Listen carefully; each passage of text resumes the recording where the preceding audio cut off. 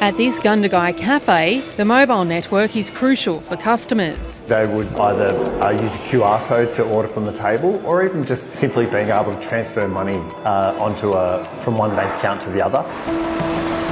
Halfway between Melbourne and Sydney, the town is preparing for 8 days of intermittent outages while Telstra upgrades a nearby tower. If you're from the city, which majority of our customers are as they travel along the Hume Highway, we're going to have to provide some sort of other solution. That's going to be a cost to our business. It's times like this that consumer advocates think domestic roaming, where mobile users can connect to another network when theirs isn't available, would help.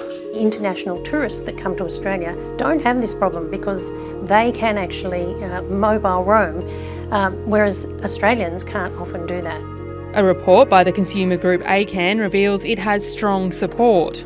The Australian community think that this is a no-brainer. We should be enabling domestic mobile roaming on our networks to ensure that they get coverage that they deserve, respect and pay for. Experts say it will come at a cost. We have to start looking at a better infrastructure whereby you link the networks together so that if something happens on one network, you automatically go to the other network. Again, that will mean investments, that will mean looking at policies and regulations. It is doable, but somebody will have to bite the bullet and start looking at it. The consumer watchdog considered mobile roaming almost a decade ago. It decided against it because it thought it would reduce incentives for telcos to invest in the network, and the impact on prices is uncertain. In a statement, Telstra says the same challenges still apply, and roaming wouldn't have helped the recent outage. Adding millions of additional users can place extraordinary demand on the remaining networks, potentially taking down the other networks. Domestic mobile roaming occurs around the world. It is a system that, if it's worked out properly, and there are network technicians who can work out the arrangements around network prioritisation, and this is what we need to do. The OECD, representing developed nations, says Australia is dominated by 3 firms. That lack of competitive pressure has contributed to relatively high retail prices and poor service. In some countries like Canada, it says roaming has made a difference. TPG and Optus both say roaming should be considered for regional areas where they already share mobile coverage. It really hamstrings businesses who are operating in the bush or operating in regional and rural Australia, who just simply can't connect to the rest of the world as we do in the city and often take for granted. The latest regional telecommunications review recommended the government ask the corporate regulator to conduct a new inquiry. The ACCC says it's understandable that calls to mandate domestic roaming are growing, and it will consider another investigation if warranted. The government says it's working on policy to force telcos to provide reasonable outdoor coverage everywhere. In Ladysmith, in the New South Wales Riverina, there's only one telco providing coverage. Residents here say that's holding them back. If people were able to use their Optus phones or other telcos out here and just using the Telstra tower, then that would solve the problem completely. Allowing Australians to stay connected.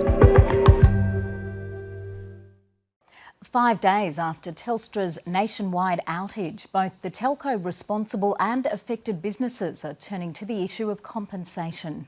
Small Business Minister analyst says she's discussed the need for a simple compensation process and timely support with Telstra CEO Vicki Brady. Meanwhile, Telstra has opened a process for online complaints where businesses can lodge documents supporting their claims for losses. Australian Chamber of Commerce and Industry CEO Andrew McKellar says Telstra should act promptly. Welcome. Last week, Telstra said it was considering whether to offer compensation, but did Telstra really have any other choice but to offer recompense to affected businesses? Well, look, I don't think they do have any choice. Telstra can afford to be generous and they should be fair in these circumstances. It should go beyond being simply a token offer that goes to any of these affected businesses. With the benefit of time, is it becoming clearer just how costly Telstra's outage was? For some businesses, it's going to be quite material. It's really, not a case of one size fits all. Each case is going to be different, but certainly for many small businesses, particularly if they're operating online, they're reliant on those digital communications and payments systems, then there can be a significant impact in those cases. For others, it will be more an instance of inconvenience. And so what would be an acceptable time frame for Telstra to resolve these issues? Well, look, I think within the next billing cycle, I think certainly as soon as they can quantify claims, then they really should be looking at how they offer some form of compensation and make that as timely as possible. Businesses shouldn't be waiting around. They've lost sales, that's lost revenue. They've got expenses and costs that they've got to meet. So whether that's paying their staff or meeting their energy costs or other bills, they've got to continue to pay those. So really, we're urging Telstra to ensure that they're not leaving those customers dangling in those circumstances. A number of investigations into the outage are now underway, but is it becoming clearer that this is something Telstra could have avoided? Could Telstra have prevented this from taking place last week? Well, that seems to be the suggestion, and I think here it's not just Telstra. We've seen outages occurring with other telcos as well. And it doesn't seem to be the first time that it's relating to a software malfunction or a software coding error. So those circumstances are out there. I think really this is a fundamental point. We've got to learn from this experience.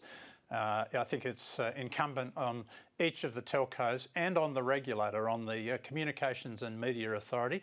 They've got to, I think, work very closely and stringently with the telcos to ensure that they are putting in place the systems to provide redundancy to minimise the risk that these sort of outages are occurring time and time again. Telstra's leadership will face a Senate grilling later this week. What do you expect that is going to be like? Do you have any questions for those senators?